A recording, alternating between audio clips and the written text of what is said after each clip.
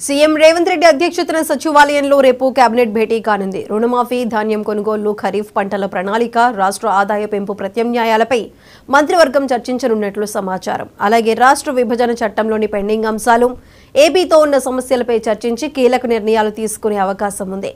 ఇప్పటికే ఈ అంశాలపై నివేదిక తయారు చేయాలని అధికారులను సీఎం ఆదేశించినట్లు తెలుస్తోంది.